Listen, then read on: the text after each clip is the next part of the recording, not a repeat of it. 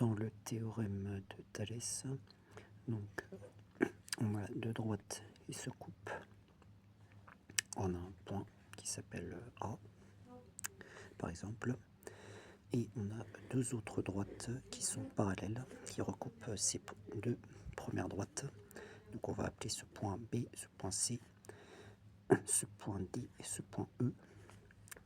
Et donc, quelles sont les choses importantes à indiquer lorsque l'on applique le théorème de Thalès? C'est que déjà, premier point, avant d'appliquer le théorème de Thalès, il faut s'assurer que deux droites sont séquentes en un point. Donc ici, c'est la droite DB et CE qui sont séquentes en A. Voilà.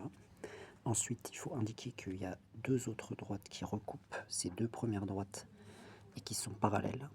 Donc ici, c'est BC et DE sont parallèles.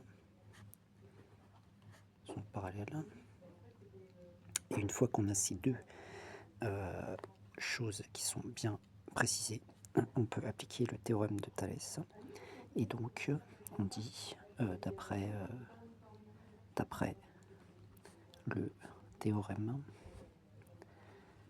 de Thalès, deux points, et on écrit les rapports qui sont égaux. Donc, on part toujours du point d'intersection des deux droites qui sont séquentes, c'est-à-dire le point A, et on fait un rapport entre deux longueurs, c'est-à-dire la première longueur entre le point et celui qui est le plus proche, c'est-à-dire AB, donc ça nous donne AB sur, et le point, pareil, toujours le point d'intersection avec un point, le point plus éloigné, c'est-à-dire D, toujours sur la même droite, donc AB sur AD égale. Et donc ensuite, même chose avec l'autre droite, le point le plus proche, c'est-à-dire AC sur. Ensuite, donc ça donnera AE, puisqu'on reste sur la même droite, on prend le point plus éloigné, donc AE égale. Et ensuite, il y a un rapport avec les distances des deux droites qui sont parallèles, c'est-à-dire BC, ici BC, et DE. Voilà. Donc là, on a appliqué donc, le théorème de Thalès. Maintenant, selon les longueurs que l'on possède, on peut donc remplacer par la suite les longueurs par leurs valeurs, et on pourra ensuite calculer certaines longueurs que l'on pourrait pouvoir calculer. Par exemple, ici, on va supposer AB qui est égal à, par exemple, 5 cm. On va dire que AE égale, par exemple, 11 cm. Et on va donner BC qui est égal à, par exemple, 6 cm. Et DE qui est égal à 13 cm. Voilà.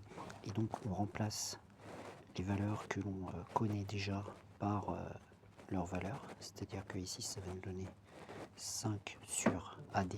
Celles que l'on ne connaît pas, on ne les remplace pas. AC, donc on ne le connaît pas, donc on ne remplace pas. AE, on connaît, c'est 11. Ensuite, on remplace BC par sa valeur, c'est-à-dire 6, et DE par sa valeur, c'est-à-dire 13. Et donc maintenant, on va pouvoir calculer par exemple la longueur AC en faisant par exemple un produit en croix. Donc il faut toujours qu'il y ait deux valeurs qui soient remplacées. Il faut toujours qu'il y ait deux valeurs qui soient remplacées.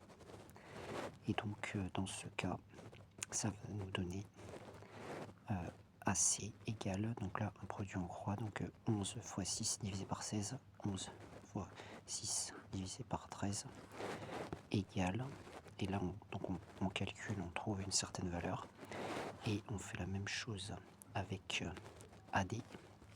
On va faire 5 fois 13 divisé par 6, parce que si on isole cette fraction qui est égale à cette fraction, on fera la même chose, on fera un produit en croix, c'est-à-dire 5 fois 13 divisé par 6, et ça donnera AD égale 5 fois 13 sur 6 égale, et on prend donc la calculatrice et on regarde combien ça fait, on arrondit si on a besoin d'arrondir.